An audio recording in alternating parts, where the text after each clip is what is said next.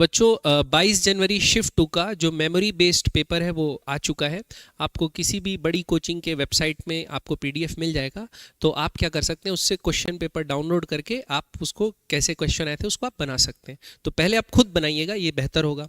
उसके बाद आप क्या कर सकते हैं, यहाँ साथ साथ में अगर बनाना चाहते हैं तो वीडियो पॉज करके जो क्वेश्चन है आप उसको अटेम्प्ट कीजिए और उसके बाद उसका सोल्यूशन देखिए। तो हम लोग बिना डिस्ट्रैक्शन के स्पीड सोल्यूशन एक जल्दी जल्दी गो थ्रू कर जाते हैं कि फिजिक्स का पेपर कैसा था। तो फिजिक्स के लिए हम लोग सोल्यूशन कर रहे हैं। ओके, तो पहला सवाल क्या है, if two lights red and blue are present and if we see interference pattern separately then fringe width for blue is more than red. Fringe width हम जानते हैं बच्चों होता है डी लैम्डा बाय डी, मतलब जो फ्रिंज विड्थ है वो वेवलेंथ के डायरेक्टली प्रोपोर्शनल होता है। तो अगर वेवलेंथ किसी लाइट का छोटा है उसके लिए फ्रिंज विड्थ छोटी होगी, अगर किसी का वेवलेंथ ज़्यादा है तो फ्रिंज विड्थ ज़्यादा होगी। हम जानते हैं बच्चों जो ब्लू लाइट होती है वो 400 नैनोमीटर के आसपास होती है और जो रेड लाइट होती है वो होती है 800 नैनोमीटर के आसपास। तो वेवलेंथ जो है वो रेड लाइट का ज़्यादा होता है। तो फ्रिंज विड्थ भी रेड लाइट के लिए ज़्यादा होगी और ब्लू लाइट के लिए कम होगी। तो जो पहला स्टेटमेंट है वो क्या हो गया बच्चों, फॉल्स। दूसरा स्टेटमेंट है fringe width is proportional to wavelength. तो फ्रिंज विड्थ वेवलेंथ के प्रोपोर्शनल होती है, ये बात तो सही है। तो statement 1 is false, statement 2 is true. तो इसका सही आंसर होगा बच्चों फोर्थ।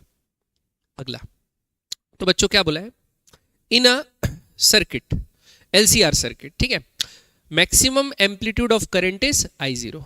अब बताओ बच्चों करंट मैक्सिमम कब होती है, करंट मैक्सिमम होती है एट रेजोनेंस, है ना। करंट मैक्सिमम कब होती है, एट रेजोनेंस। और रेजोनेंस कब होता है, जब XL और XC आपस में बराबर हो।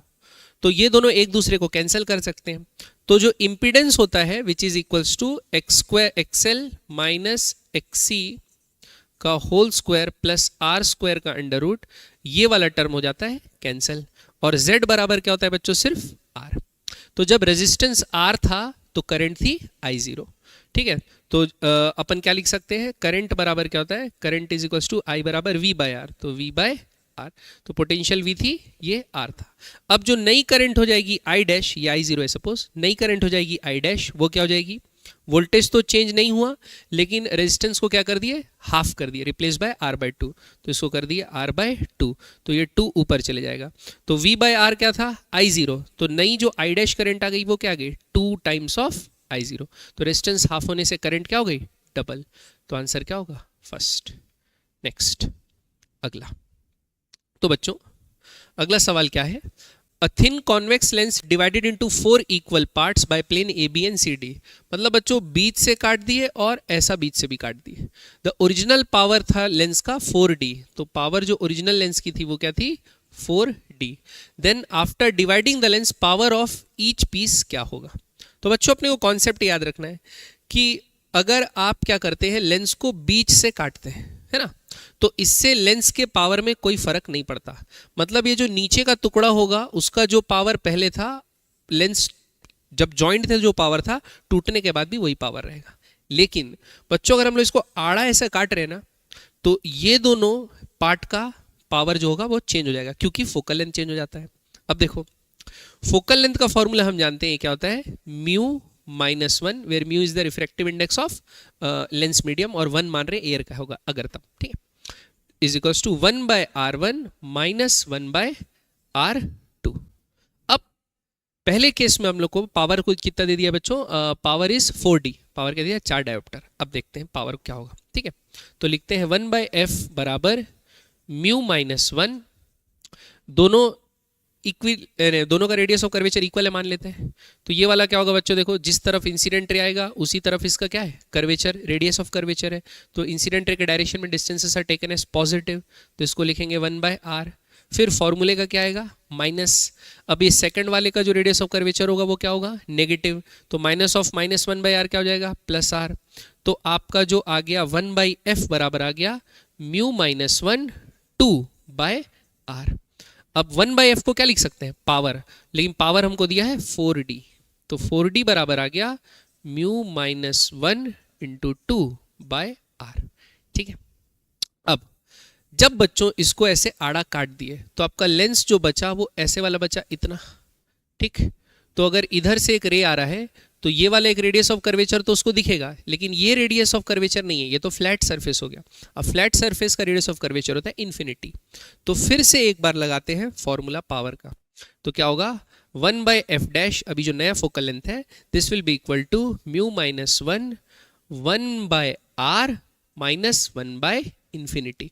1/इन्फिनिटी क्या हो गया 0, तो 1/f डैश कितना आया म्यू माइनस 1/r। अब इसी को बोल दो नया power p dash, 1/f reciprocal of focal length is power, तो p डैश बराबर क्या आया म्यू माइनस 1/r। अब इसको और इसको कंपेयर कर लो, डिवाइड कर लो, तो क्या आएगा 4d/p डैश, ठीक है 4d/p डैश बराबर उधर आएगा म्यू माइनस 1/r इंटू 2/म्यू माइनस 1/r। तो ये दोनों क्या होगा कैंसल, 2 कितना जा 2d जा, ऊपर चले जाएगा p डैश, तो p डैश बराबर क्या आएगा 2 डायोप्टर। ठीक है, तो याद रखना बच्चों, एक शॉर्टकट भी आप याद रख सकते हो कि अब सपोज लेंस है बीच से काटे तो पावर क्या हो जाता है आधा, जो पावर जो ओरिजिनल रहता है उसका पावर आधा हो जाता है। और अगर आप क्या करें बच्चों आड़ा काटे तो इससे कोई पावर में फर्क पड़ता नहीं है, ना ही फोकल लेंथ में। ओके, ये ऐसे वाले क्वेश्चन भी आते थे कि नीचे पार्ट को ढक दिए एक ब्लैक शीट से तो इंटेंसिटी पे फर्क पड़ता था, लेकिन पोजीशन वगैरह पे कोई फर्क नहीं पड़ता था, ऑब्जेक्ट के इमेज बनेगी क्योंकि रिफ्रैक्शन में कोई फर्क नहीं पड़ेगा, बस इंटेंसिटी कम हो जाती थी। अगला सवाल बच्चों, नेक्स्ट सवाल ये है, light of wavelength lambda is incident on a metal of work function 1 electron volt. तो वर्क फंक्शन दिया है बच्चों 1 electron volt. Then the maximum kinetic of energy emitted electron, kinetic energy max दिया है बच्चों 2 electron volt. If incident wavelength becomes λ/2, maximum kinetic energy क्या होगी ये देखना है। ठीक है, तो बच्चों सबसे पहले वर्क फंक्शन अपन को पच गया 1 इलेक्ट्रॉन वोल्ट, तो अपन निकाल लेते हैं इंसिडेंट एनर्जी पहले कितनी होगी। तो देखते हैं ई इंसिडेंट जो होगी वो होती है ई थ्रेशोल्ड या फिर work function plus kinetic energy. मतलब ई इंसिडेंट जो थी वो थी 2 + 1 3 इलेक्ट्रॉन वोल्ट्स। इसको इक्वल्ट कर देते हैं hc/λ से, ये आ गया 3 इलेक्ट्रॉन वोल्ट। अब हम क्या किए लैम्डा को आधा कर दिए, लैम्डा को आधा कर दिए, तो आपकी जो इंसिडेंट एनर्जी होगी, इंसिडेंट एनर्जी hc/ क्या हो जाएगी λ/2, ये 2 चले जाएगा ऊपर, hc/λ की वैल्यू पहले कितनी आ गई थी 3, तो अब डबल हो जाएगा तो कितना हो जाएगा 6 इलेक्ट्रॉन वोल्ट। ठीक है, तो बच्चों 6 इलेक्ट्रॉन वोल्ट इंसिडेंट एनर्जी है, तो जो वर्क फंक्शन है 1 इलेक्ट्रॉन वोल्ट वो खा लिया जाएगा, और काइनेटिक एनर्जी कितनी बचेगी difference which is 5 electron volts. तो इसका आंसर क्या होगा सी 5 इलेक्ट्रॉन वोल्ट्स। वेवलेंथ छोटा होगा, जाहिर सी बात है एनर्जी बढ़ जाएगी, इंसिडेंट एनर्जी बढ़ जाती है। नेक्स्ट अगला बच्चों, तो अगला क्वेश्चन ये दिया है कि आपका 2 इनफाइनाइट लॉन्ग पैरेलल वायर्स हैं are placed as shown in figure, find the net magnetic field at point P. तो बच्चों फॉर्मूला याद रखना है, अगर आपके एक इनफाइनाइट वायर है, ये करंट का डायरेक्शन है, और किसी एक पॉइंट पे जो परपेंडिकुलर डिस्टेंस डी पे है, मैग्नेटिक फील्ड का वैल्यू लिखते हैं μ0I/2πd। ठीक है, ये लिखते हैं। और डायरेक्शन कैसे देखते हैं, राइट हैंड थंब रूल से। सपोज करंट का डायरेक्शन ऊपर है तो इस पर into the plane of paper जा रहा है, ठीक है, और इस तरफ out of the plane of paper आ रहा है, तो ऐसा डायरेक्शन देख लेते हैं। तो देखते हैं बच्चों पहले 8 एम्पेयर जो करंट जा रही है उसके कारण, तो करंट जा रही है 8 एम्पेयर, ये यहाँ से टोटल कितना है 10 सेंटीमीटर परपेंडिकुलरली दूर है, और करंट जा रही है ऊपर, तो मैग्नेटिक फील्ड किस तरफ होगी अंदर की तरफ, तो मैग्नेटिक फील्ड अंदर की तरफ होगी, और उसका वैल्यू लिख लेते हैं। तो B1 लिखता हूँ मैं, होगा μ0 × I कितना है 8 एम्पेयर बाय 2π × D कितना दिया है 10 सेंटीमीटर, तो 10 बाय 100 कर लेते हैं बच्चों, 100 को लिख लेते हैं ऊपर, ये इसलिए किए ताकि सब ऐसा यूनिट्स में आ जाए। ठीक है, ये आ गई B1 की वैल्यू। अब B2 निकालते हैं। अच्छा, डायरेक्शन क्या है इसका into the plane of paper. अब इसमें करंट जा रही है नीचे, तो ये क्या होगा out of the plane of paper, और परपेंडिकुलर डिस्टेंस कितना है 4, और करंट कितना है, तो B2 का वैल्यू क्या होगा μ0 × I × 100 कर लेते हैं कि उसको भी सेंटीमीटर में लिखेंगे, 2π × D। अब यहाँ पर D कितना लिखा है 4। ठीक है, अब B1 का वैल्यू निकाल लेते हैं बच्चों। तो ये 0 से ये 0 कट गया, और μ0/4π का वैल्यू लिख लेते हैं। तो आपको पता है म्यू 0/4 पाई क्या होता है 10⁻⁷। तो आपको क्या करना है, यहाँ से 2 मल्टीप्लाई करो, यहाँ पर 2 मल्टीप्लाई करो, तो म्यू 0/2 पाई का वैल्यू क्या होगा 2 × 10⁻⁷। तो डालते हैं, तो 2 × 10⁻⁷, ये इसकी वैल्यू आ गई, और बचा क्या इंटू 8 × 10, इसकी वैल्यू क्या आ जाएगी म्यू 0/2 पाई, फिर से 2 × 10⁻⁷, 2 × 10⁻⁷, और ये 4 से 4 कट गया, तो इंटू 100, ये इतनी बचेगी। ठीक है, तो ये हो गए 8 दूनी 16, और ये 10 है, तो ये हो जाएगा 16 × 10⁻⁻6, और ये हो जाएगा 2 है, तो हो जाएगा, या इसको ऐसे लिख लेते हैं 20 × 10⁻⁻6। तो दोनों का डिफरेंस जब लेंगे तो आ जाएगा 4 × 10⁻⁻6। ठीक है, तो इसका आंसर ये होगा बच्चों बी नेट। ऑप्शन में काटना भूल गया हूँ, यहाँ ये होगा 4 × 10⁻⁻6 टेस्ला। ठीक है, बढ़े आगे। नेक्स्ट अगला सवाल बच्चों, अब बोला है find the correct dimensional formula for capacitance in terms of M, L, T and C where they stand for unit of mass, length, time and charge. तो हमको कैपेसिटेंस निकालना है। ठीक, तो कोई भी फॉर्मूला याद कर लो बच्चों कैपेसिटेंस का, जो आपको जो याद आए, Q = CV जो भी है। तो अपने को पता है बच्चों कैपेसिटेंस बराबर क्या होता है Q/V, ये लिख सकते हैं। अब C = चार्ज। ठीक है, तो हमको ये बोला है C stands for unit of mass, length and charge, तो चार्ज का पहले से C बोल दिया है, तो इसको यूज कर लो C, इसका डायमेंशन क्या होगा C। अब आते हैं वोल्टेज पे। तो वोल्टेज क्या होता है बच्चों W/Q, work done upon charge. तो यहां पर अपने को वर्क का लेना है डिवाइडेड बाय चार्ज, तो C का क्या हो जाएगा ऊपर जाके स्क्वायर। ठीक है, अब तो कैपेसिटेंस का जो डायमेंशन होगा वो क्या होगा, ये C² हो गया, और जो भी वर्क का होता है उसका पावर -1। वर्क का बच्चों हम लोग जानते ही हैं, वर्क डन क्या होता है फोर्स इंटू डिस्प्लेसमेंट। फोर्स होता है mass into acceleration mL/t-2 into displacement, तो क्या होगा mL/t-2। तो यहां पर रख दो, तो क्या आएगा C² mL/t-2, तो आएगा क्या mL/t-2, mL/t, तो सब उल्टा दिया हुआ है बच्चों इसमें, है ना। तो शायद ये ऑप्शन सही से लिखे नहीं गए बच्चों, क्योंकि m में सब में नेगेटिव दिया हुआ है। अच्छा नहीं सॉरी, m तो नीचे था, पावर क्या करना है, सॉरी पावर क्या करना है -1, सॉरी। तो क्या होगा m -1 L -2 T 2 C 2। ठीक है, तो m -1 वाले कौन है, A है, m -1 L -1 T -2 C -2 दे दिया है, ये नहीं होगा बच्चों, C क्या होगा 2, याद रखना। तो ये है ऑप्शन 4। ठीक, बढ़े आगे। नेक्स्ट सवाल। अगला सवाल क्या बोला है, when a simple pendulum bring on a planet whose mass is 4 times the mass of Earth and radius is equals to 2 times the radius of Earth, then the time period of simple pendulum is same as that on Earth।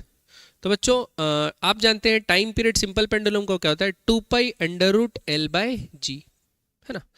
तो Bob के मास पे तो depend नहीं करता time period depend करता है जी पे, है ना। अब जी जो होता है वो क्या होता है Gm/r²। तो सपोज ये अर्थ का है, अर्थ का मास, अर्थ का रेडियस। अब जिस प्लेनेट पे लाए हैं वहां के लिए जी प्लेनेट लिख लेते हैं, वो होगा G universal gravitational constant, whose mass is 4 times the mass of Earth. तो क्या लिखते हैं 4 टाइम्स m। ठीक है, डिवाइडेड बाय रेडियस इज कितना, and radius is equal to 2 times the radius, तो ये क्या होगा 2r का होल स्क्वायर।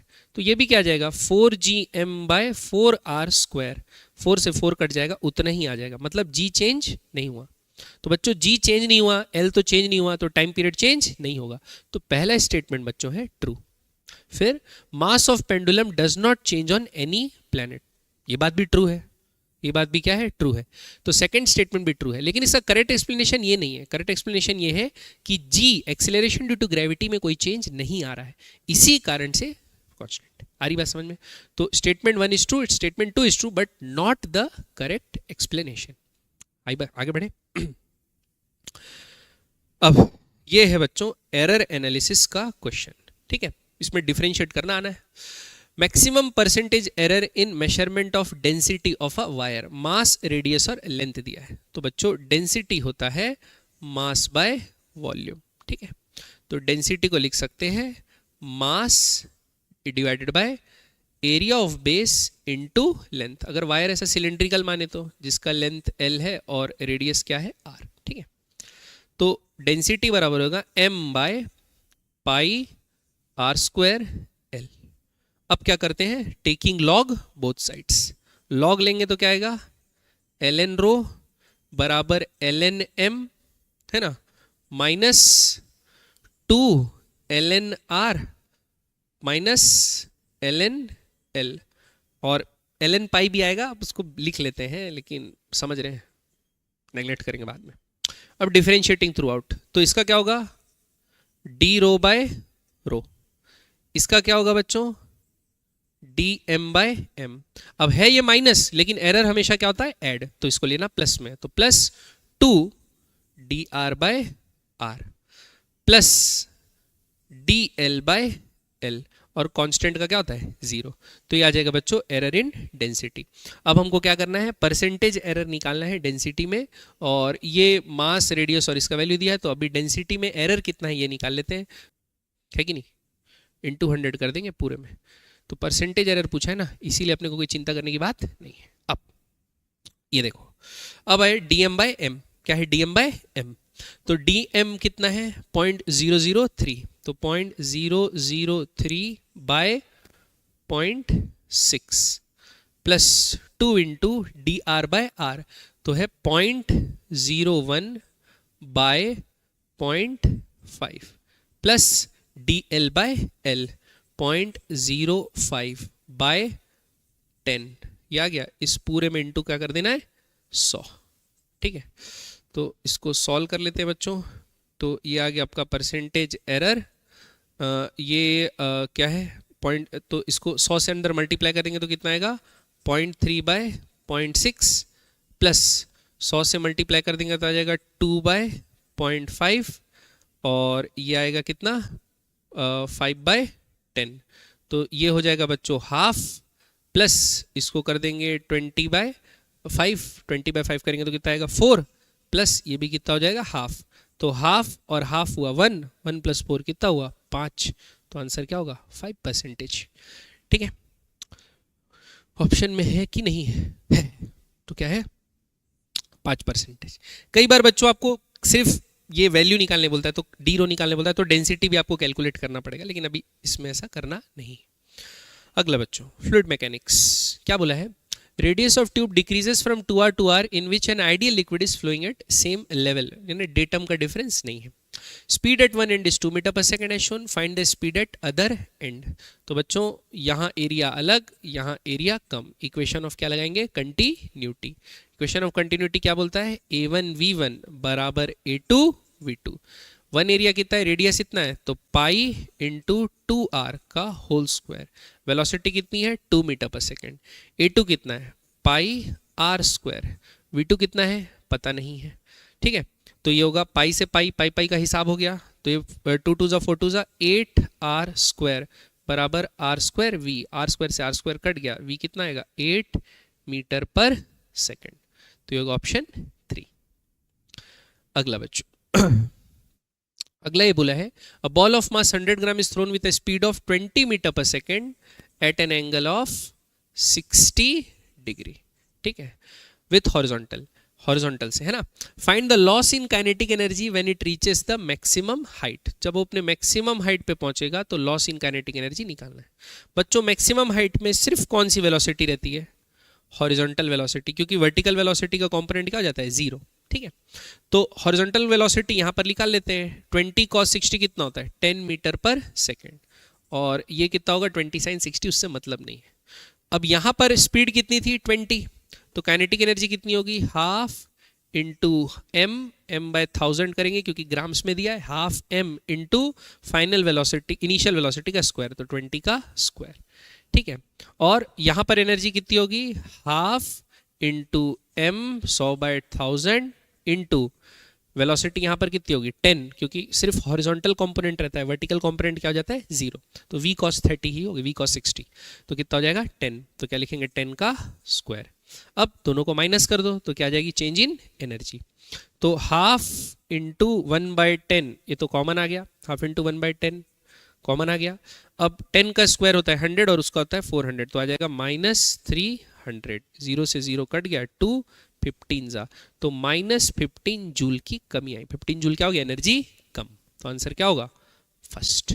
ठीक है, नेक्स्ट अगला सवाल क्या दिया है, a glass slab of refractive index 1.45 is coated with some substance of refractive index 2 and thickness of substance is T। तो बच्चों अपने पास एक ग्लास स्लैब है, ठीक है, और ग्लास स्लैब जो है उसका जो रिफ्रैक्टिव इंडेक्स दिया है वो कितना दिया है 1.45।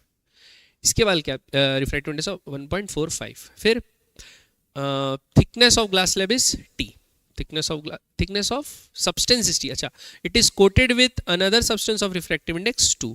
अब इसके ऊपर बच्चों एक दूसरा लेयर चढ़ा दिए किसी दूसरे रिफ्रैक्टिव इंडेक्स का, अपने को पता नहीं है ना, जिसकी थिकनेस जो है वो T है और रिफ्रैक्टिव इंडेक्स जो है वो क्या है 2। अब if the light of wavelength 550 nanometre falls on the surface then what will be the thickness of the substance if transmission of light is maximum. Transmission of light क्या हो मैक्सिमम। तो बच्चों क्या होता है, इसको बोलते हैं बच्चों थिन फिल्म इंटरफेरेंस। क्या बोलते हैं थिन फिल्म इंटरफेरेंस। तो अगर सपोज एक लाइट यहां पर इंसिडेंट हुई, ये नॉर्मल बना, दो बातें होती हैं, एक लाइट रिफ्लेक्ट होती है और दूसरा लाइट ट्रांसमिट होती है। अब जब ट्रांसमिट होके नीचे सरफेस पे ये पहुंचेगी, क्या पहुंचेगी नीचे सरफेस पे पहुंचेगी, फिर ये क्या करती है ऊपर जाती है, फिर दो बातें होंगी, कुछ रिफ्लेक्ट होगी और कुछ ट्रांसमिट होगी, है ना। अब यहां पर जैसी पड़ेगी फिर क्या होगा, कुछ लाइट ट्रांसमिट होगा, यहां पर भी कुछ लाइट ट्रांसमिट होगा, फिर वो यहां पड़ के रिफ्लेक्ट होगी, जो भी होगी। लेकिन हम लोग को ये बोला है कि ट्रांसमिशन ज्यादा हो रहा है, रिफ्लेक्शन नहीं हो रहा। मतलब क्या है कि बच्चों अगर रिफ्लेक्शन जो हो रहा है, रिफ्लेक्टेड रेस जो रिफ्लेक्ट कर जा रहे हैं, अगर उनका रिफ्लेक्शन हो रहा है तो आप याद रखेंगे कि ये जो है रिफ्लेक्शन हो रहा है, तो ये जो रेज है रिफ्लेक्टेड रेज जितने भी हैं उनका डिस्ट्रक्टिव इंटरफेरेंस हो रहा होगा। क्या हो रहा होगा, डिस्ट्रक्टिव इंटरफेरेंस। और ये जो पास्ट वाले रेज हैं, ये जो नीचे आ जा रहे हैं, इनका क्या होगा कंस्ट्रक्टिव होगा। इसलिए ट्रांसमिशन ज्यादा हो रहा है और क्या हो रहा है, what will be the substance, transmission of light is maximum. Transmission maximum है और जो रिफ्लेक्टेड पार्ट है वो डिस्ट्रक्टिव इंटरफेरेंस को अंडरगो कर रहे हैं। तो बच्चों इन दोनों के बीच में पाथ डिफरेंस कितना आएगा ये निकाल लेते हैं। तो देखो ये यहीं से टकरा के ऊपर चले गया, ठीक। तो बच्चों ये सपोज एयर में चल रहा था, क्या में चल रहा था, एयर में, एयर में ही चल रहा था ना, एयर में चल रहा था, और एयर से ये टकरा के वापस चले गया। तो बच्चों ये रेयर मीडियम से डेंस मीडियम में टकराया तो एक λ/2 का पाथ डिफरेंस आ जाता है इस वाले में और इस वाले में। अब ये λ/2 पाथ डिफरेंस थोड़ा कम हो गया, प्लस ये कितना चला, ये चला μt और ये एक्स्ट्रा ऑप्टिकल पाथ चला μt। तो एक्स्ट्रा ऑप्टिकल पाथ कितना चला 2μt। तो अपन क्या लिख सकते हैं 2μt माइनस λ/2 बराबर λ/2, क्योंकि डिस्ट्रक्टिव इंटरफेरेंस के लिए पार्ट डिफरेंस कितना होना है λ/2 n λ/2, ठीक है।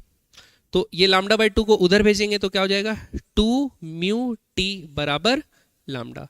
तो यहां से अपने को थिकनेस निकालना है, तो थिकनेस बराबर होगा λ/2 म्यू। लैम्डा का वैल्यू है 550 डिवाइडेड बाय 2 इंटू म्यू का वैल्यू कितना है 2, तो ये कितना हो जाएगा 550/4, ठीक है। तो 137 पॉइंट समथिंग आएगा, 137.5, तो आंसर आएगा 4th। तो क्वेश्चन में क्या बोला है कि आपका क्या है, एक प्रोटॉन है, पॉजिटिव चार्ज प्रोटॉन है ना, प्लस p लिख लेते हैं, ये आपका यूनिफॉर्म वेलोसिटी से चल रहा है 2 × 10⁵ मीटर पर सेकेंड पे, ठीक। आपको पता है बच्चों अगर ये मैग्नेटिक फील्ड खाली में चलेगा तो ये सर्कुलर और सर्कुलर पाथ में घूमता है गोल गोल, और अगर इलेक्ट्रिक फील्ड कांस्टेंट में चलेगा तो जिस डायरेक्शन में इलेक्ट्रिक फील्ड उधर ये एक्सीलरेट करेगा। तो दोनों जब ऑन है और ये यूनिफॉर्म वेलोसिटी से चल रहा है, इसका मतलब है दोनों फोर्सेस आपस में बराबर होंगे। तो आपका जो QVB मैग्नेटिक फील्ड के कारण जो फोर्स लग रहा होगा, that will be equal to E into q, है कि नहीं? तो यहां से बच्चों अपन क्या कर सकते हैं, हम लोग ये लिख सकते हैं कि आपका क्या बोला है, प्रोटॉन है, प्रोटॉन का चार्ज अपने को पता है, क्या ले लेते हैं E, तो EVB बराबर होगा E से E कट जाएगा, V बराबर आएगा E/B। ये एक रिलेशनशिप आ गया। अब हमको यहाँ पर B का वैल्यू नहीं दिया है बच्चों, सिर्फ वेलोसिटी दिया है। तो एक चीज पता है, अगर दूसरी चीज पता चल जाए तो हमारा काम हो जाए। उसके लिए पता बोला है कि अगर स्विच ऑफ करते हैं तो इतने रेडियस से घूमने लगता है। तो आप जानते हैं बच्चों, रेडियस का जो फॉर्मूला रहता है वो रहता है mv/qb, है ना, mv/qb। तो यहां से b का वैल्यू कितना आ जाएगा, यहां से b का वैल्यू आ जाएगा mv/qr। अब इस वैल्यू को वहां पर सब्स्टिट्यूट कर लेते हैं, तो वेलोसिटी v बराबर आएगा E इंटू बी। तो E का वैल्यू आएगा V, जिसका वैल्यू कितना है यहाँ से, B का वैल्यू कितना है mv/qr इंटू ये, तो ये क्या हो गया v²। तो जो फॉर्मूला है वो क्या गया, mv²/r⁵, ये आ गया इलेक्ट्रिक फील्ड की वैल्यू। अब सारी वैल्यूज हम लोग को पता है बच्चों। मास ऑफ इलेक्ट्रॉन कितना होता है, मास ऑफ प्रोटॉन, प्रोटॉन बोले ना, हाँ, 1.6 इंटू 10⁻⁻27 kg, ठीक है। वेलोसिटी का जो स्क्वायर होगा, v का वैल्यू दे दिया 2 इंटू 10⁵, तो उसका स्क्वायर कितना होगा 4 इंटू 10⁻10, है ना, डिवाइडेड बाय q। चार्ज कितना होता है बच्चों, 1.6 इंटू 10⁻⁻19, ठीक है। और r रेडियस जो कितना दे दिया 2 इंटू 10⁻⁻2, ठीक है।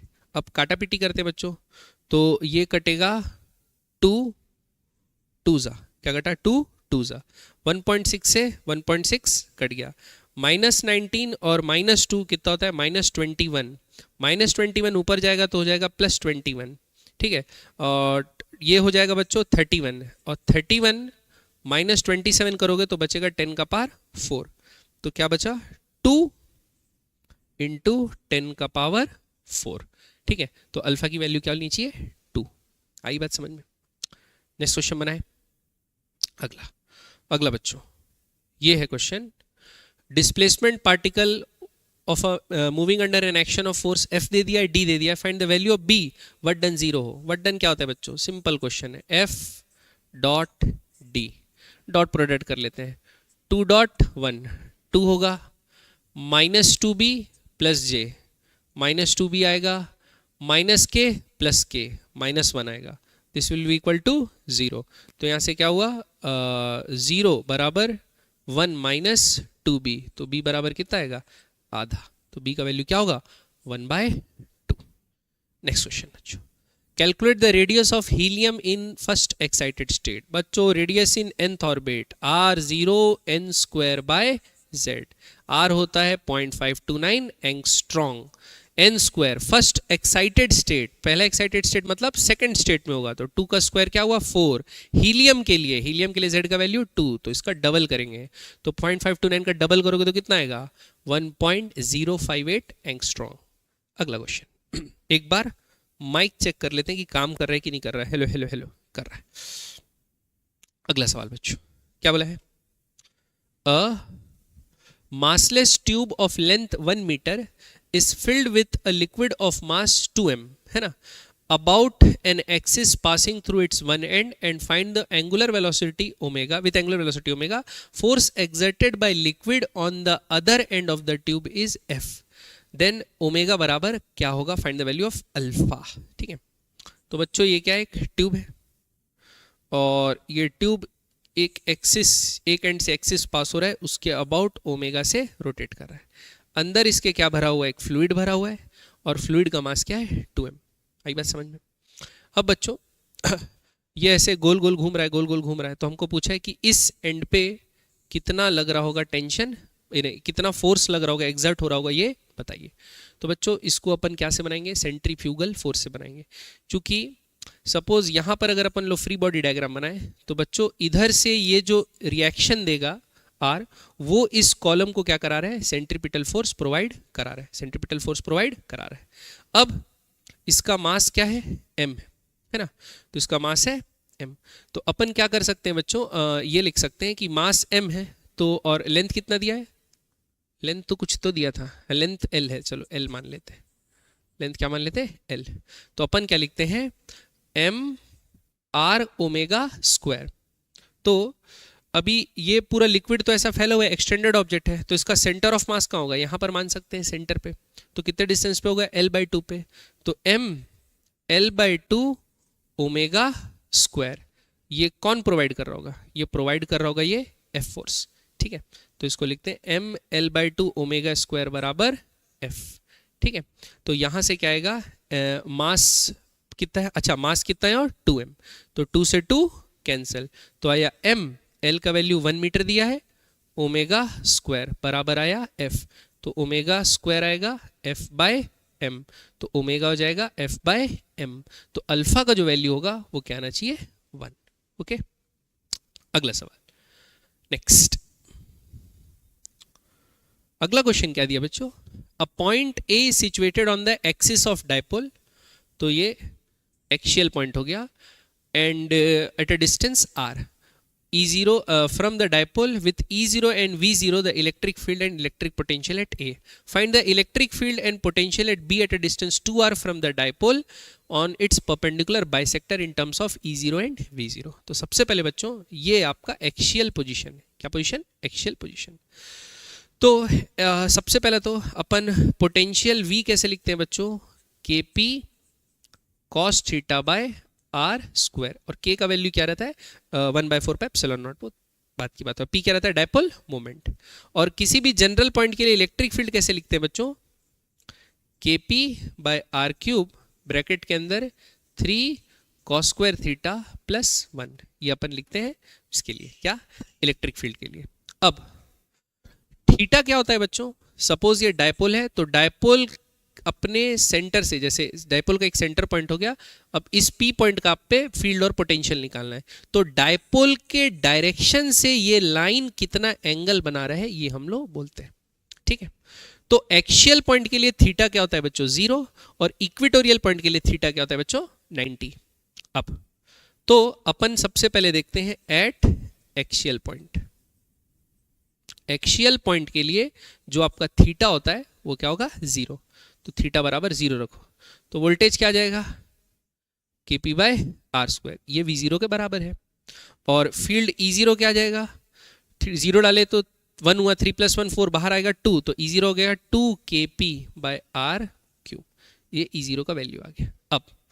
अब देखते हैं बच्चों कहां पर, एक्सियल की जगह अब इक्वेटोरियल पोजिशन पे देखते हैं, एट इक्वेटोरियल पॉइंट, तो थीटा का वैल्यू क्या लेंगे अब, 90, तो v क्या होगा बच्चों, 0 cos 90 0, तो v तो 0 होगा, तो ऑप्शन में v 0 है, इसमें भी है और इसमें भी है, तो 1 या 4 हो सकता है। अब e देखते हैं, तो e क्या होगा, इसको 90 डालोगे तो ये kp बाय आर क्यूब आएगा, तो आएगा kp बाय आर क्यूब, लेकिन r बच्चों चेंज कर दिया है, जो इक्वेटोरियल पॉइंट के लिए r नहीं दिया है, क्या दिया है, 2r, तो 2r का क्यूब करेंगे तो कितना आएगा, 8r क्यूब, और ऊपर में एक 2 नहीं है। अब हमको पता था 2 kp बाय आर क्यूब का वैल्यू क्या है, ई 0, तो kp बाय आर क्यूब का वैल्यू क्या होगा, ई 0 बाय 2, तो kp बाय आर क्यूब की जगह क्या लिख सकते हो, ई 0 बाय 2, तो 8 2 कितना आ गया 16, तो ई 0 बाय 16, तो आपका जो सही आंसर होगा वो क्या होगा, ये इलेक्ट्रिक फील्ड ई 0 बाय 16 होगा, और जो पोटेंशियल है वो 0 होगा। नेक्स्ट, अगला सवाल, अगला सवाल ये बच्चों, ball of mass m attains terminal velocity in a liquid when it is dropped in the liquid. If density of the ball is twice the density of liquid, find viscous force on the ball when it attains terminal velocity. ठीक है, तो बच्चों ये ball है ना, ball का free body diagram बनाते हैं। तो बॉल में एक तो डाउनवर्ड डायरेक्शन में क्या लग रहा होगा, डाउनवर्ड डायरेक्शन में लग रहा होगा mg, डाउनवर्ड डायरेक्शन में क्या लग रहा होगा, mg, ठीक है। उसके बाद अपवर्ड डायरेक्शन में क्या लग रहा होगा, एक बोयंट फोर्स लग रहा होगा, है ना, अपवर्ड डायरेक्शन में बोयंट फोर्स लगता है, और दूसरा फोर्स लग रहा होगा बच्चों एक विस्कस फोर्स, हमको निकालना है विस्कस फोर्स कितना होगा। तो देखो viscous force plus buoyant force terminal velocity के केस में mg के बराबर होंगे कि नहीं होंगे, होंगे। तो विस्कस फोर्स जो होगा that will be equal to mg minus fb which is the buoyant force. अब बुoyant फोर्स क्या होता है बच्चों, बुoyant फोर्स होता है volume of object into density of liquid into g। अब वॉल्यूम ऑफ ऑब्जेक्ट को आप क्या लिख सकते हो, वॉल्यूम ऑफ ऑब्जेक्ट, सपोज मान के चलो ऑब्जेक्ट का मास m था, तो मास क्या होता है डेंसिटी बाय वॉल्यूम, तो density of object by volume of object आप लिख सकते हो, ठीक है। डेंसिटी बराबर क्या होता है, सॉरी उल्टा लिख दिया सॉरी, डेंसिटी बराबर क्या होता है मास बाय वॉल्यूम, तो आप क्या लिख सकते हो वॉल्यूम बराबर मास बाय डेंसिटी, ठीक है। तो मास m ही है और डेंसिटी क्या है रो, तो यहां पर वॉल्यूम ऑफ ऑब्जेक्ट की जगह लिख देता हूं उसका मास बाय ऑब्जेक्ट की डेंसिटी इनटू ऑब्जेक्ट का लेंथ इनटू g। ये बात समझ में आई कि नहीं है। अब क्या होगा, अब ये होगा क्या, आपको ये दे दिया है कि the density of ball is twice the density of viscous density of liquid, तो ये डबल है, तो क्या होगा m बाय 2 आ जाएगा, 2 टाइम्स ऑफ लिक्विड, रो से रो कटा, ये 2 रो l लिख लिया इनटू g, तो आया m बाय 2 g। तो यहां पर क्या होगा बच्चों mg minus m bye 2g, तो आंसर क्या होगा m बाय 2g, ये लगेगी विस्कस फोर्स, तो आंसर क्या होगा फर्स्ट। ओके बढ़े आगे, अगला सवाल, अगला सवाल है बच्चों थर्मोडायनामिक्स का। For a diatomic gas gamma 1 बराबर cp by cv for rigid molecule, ठीक, मॉलिक्यूल कैसे हैं रिजिड डायटोमिक। फिर gamma 2 another diatomic molecule having vibrational modes, उसके क्या है रिजिड नहीं है बच्चों, वाइब्रेशनल मोड्स भी है, ठीक। हम पता है बच्चों cp by cv degree of freedom के टर्म्स में होता है f by 2 plus 1 by f by 2। अब ये रिजिड डायटोमिक मॉलिक्यूल्स हैं तो इसमें होंगे 3 ट्रांसलेशन और 2 रोटेशन, तो टोटल डिग्री ऑफ फ्रीडम होगी 5, तो ये आ जाएगा 5 बाय 2 प्लस 1 7 बाय 2 और 5 बाय 2, तो ये आएगा 7 बाय 5, ठीक है। अब दूसरे की बात करते हैं, इसमें 2 वाइब्रेशनल एक्स्ट्रा है, तो डिग्री ऑफ फ्रीडम कितना हो गया 7, तो ये आएगा 9 बाय 2 बाय 7 बाय 2, तो ये क्या आएगा 9 बाय 7, कौन बड़ा है 9 बाय 7 की 7 बाय 5, 7 बाय 5 बड़ा है, ठीक है। 1.4 के आसपास आएगा, ये 1.2 कुछ आएगा, ठीक है, तो ये बड़ा है, तो gamma 1 will be greater than gamma 2, option 1। अगला सवाल बच्चों, अगला सवाल, current through a capacitor of plate A 16 centimetre square is 4 ampere, है ना, तो एक करंट जा रही है 4 एम्पेयर और ये कितना है 16 सेंटीमीटर स्क्वायर, तो 16 सेंटीमीटर स्क्वायर एरिया है। If the distance between the plate is 10 centimetre then displacement current through an area इतना in milli ampere will be कितना होगा बच्चों। तो बच्चों डिस्प्लेसमेंट करंट जो आईडी लिखते हैं उसका फॉर्मूला क्या होता है epsilon not A D E bye D T, ये लिखते हैं epsilon not A D E bye D T. अब हमको पता है बच्चों ये चीज और ये चीज कांस्टेंट है, तो I D is proportional to A, तो I D 1 by I D 2 is equals to A 1 by A 2। तो पहले जो करंट है वो कितनी है 4 एम्पेयर, तो 4, दूसरे में कितनी अपने को पता नहीं है, पहला जो एरिया था वो 16, अब जो एरिया है वो कितना है 3.2, ठीक है। तो ये हो जाएगा इंटू 10 कर दो, इसको कर दो 32, तो 16 दूनी, तो ये क्या आ जाएगा 5, तो डिस्प्लेसमेंट करंट हो जाएगी 4 बाय 5, क्या होगी 4 बाय 5, ये एम्पेयर में आएगी, मिली में करना है तो इंटू क्या कर दो 1000, तो 5 कितना जा रहा है 5 इंटू 200, तो ये कितना हो जाएगा 800 मिली एम्पियर, तो आंसर क्या होगा बच्चों 4th। अगला सवाल क्या बोला है find the current passing through the battery in the following circuit, और इसमें गिवन नहीं है, क्वेश्चन ऐसा था कि स्टडी स्टेट कंडीशन में, है ना, स्टडी स्टेट। बच्चों स्टडी स्टेट कंडीशन होती है तो ये क्या करता है, ये पूरा का पूरा वोल्टेज ले लेता है और क्या हो जाता है बच्चों ओपन सर्किट। तो अब इसको अगर आप ड्रॉ करोगे, ये 2 वोल्ट की बैटरी हो गई, ठीक है। अब ये ऐसा बना हुआ है 3 4 3, ये तो खुल गया, 6, ये भी ऐसा है, ठीक। ये ओपन हो गया बच्चों,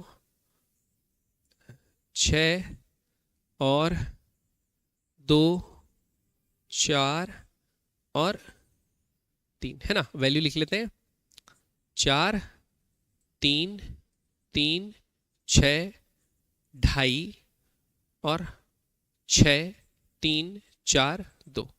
क्लियर है। अब बच्चों हम लोग को बोला करंट कितना जा रहा होगा, तो आप खुद सोचो, इधर ओपन ब्रांच, इधर ओपन ब्रांच, तो करंट जो होगा बच्चों ये इतने पार्ट में तो जाएगा ही नहीं। कितने पार्ट में? इतना। यहां से ये पार्ट को काट दो, इतने को हटा दो, ठीक है। जो करंट जाएगा इसमें और इस सब में, ये लूप्स में रहेगा। इधर ओपन है, ओपन है, उस तरफ कुछ जाने वाला करंट नहीं है, ओपन सर्किट है बच्चों, तो करंट उधर जाना ही नहीं है। तो इतना पार्ट को हटा दो, गया गायब हो गया, ठीक है। वाह, अबे हटना, व्हाट इज दिस बिहेवियर, ये हट गया बच्चों, ठीक है। अब बच्चों ये देखो, ये बैटरी है, ये और ये दोनों का पोटेंशियल सेम है। 6 और 3 क्या में लगे? पैरेलल। 6 3 का क्या होता है? 6 3 जा 18, 6 + 3 9, 18/9 2। अब ये 4 और 2 क्या में बच्चों? सीरीज। 4 2 कितने होते हैं? 6। 6 और 3 क्या में बच्चों? पैरेलल। 6 और 3 पैरेलल में कितने होते हैं बच्चों? 2 वोल्ट की बैटरी, 2 तो 2/2 करंट कितनी होगी? 1 एम्पियर। खत्म, ठीक है। तो बहुत ही सिंपल रिडक्शन सर्किट है। अब अगला बच्चों ये है सिमेट्रिक सर्किट। क्या सर्किट? Symmetric circuit. तो बच्चों ये लो लाइन ऑफ सिमेट्री बनी डायगोनल से, और क्या कर देते हैं बच्चों? इसको फोल्ड कर लेते हैं। क्या कर लेते हैं?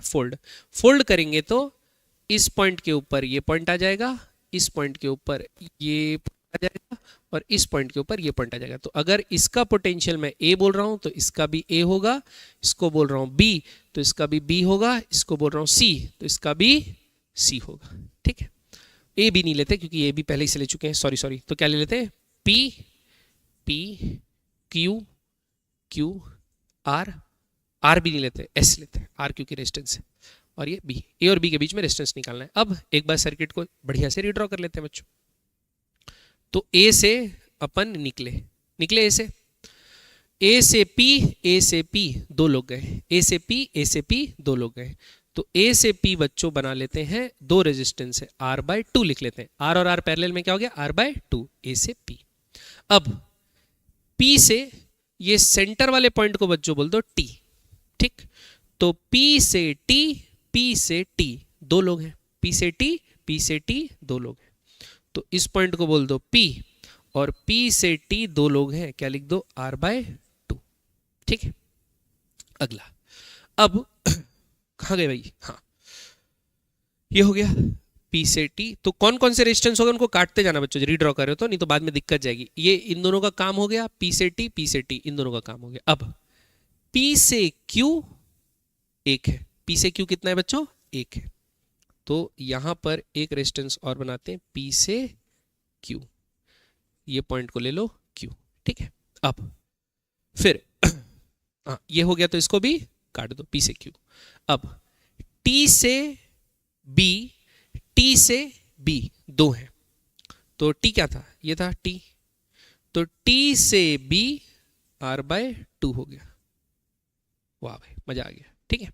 अब Q से B 1 है, Q से B 1 है, तो यहां क्या लिखते हैं? R। आई बात समझ में? अब B से देखते हैं। अच्छा B नहीं था, ये S लिखा था बाद में से ना, तो ये S था, सॉरी। इसको क्या बोल दो? S, है ना, S। अब S से B 2 है,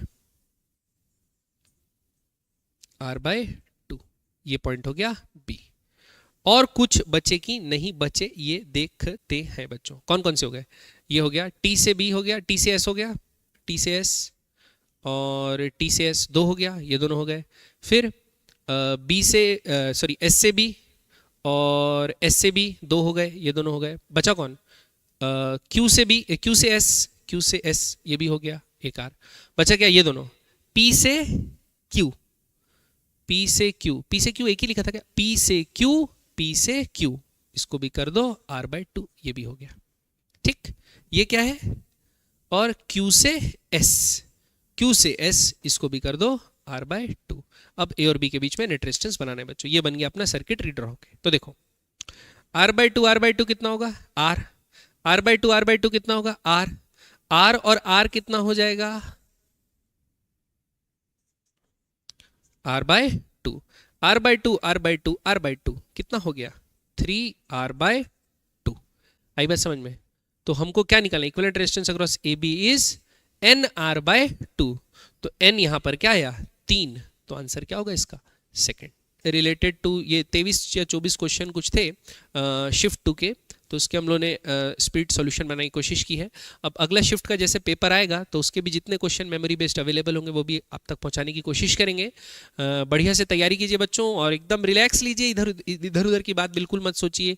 क्या होगा, जो चुपचाप शिफ्ट में पेपर आ रहा है उसको डाउनलोड करके खुद बनाओ, ज़रूरत लगे तो सोल्यूशन देखो, नहीं लगे तो खुद से ही नोट्स वोट से बनाने की कोशिश करो, है ना। सोशल मीडिया और ये सब से दूर रहो। अभी क्या है कि अभी समझ रहे हो सब अभी आ जाएंगे इंटरनेट पे पेपर एनालिसिस, और बच्चे 3-3 4-4 घंटा पेपर एनालिसिस ही देख रहे हैं। तो ये सब हरकत मत करना, है ना। आराम से अपनी तैयारी कीजिए, जो पढ़ चुके हैं की कॉन्सेप्ट्स उनको रिवाइज कीजिए और बढ़िया खुश रहिए और क्या जीवन में अच्छा कीजिए। बाय बाय, मिलते हैं बाद में।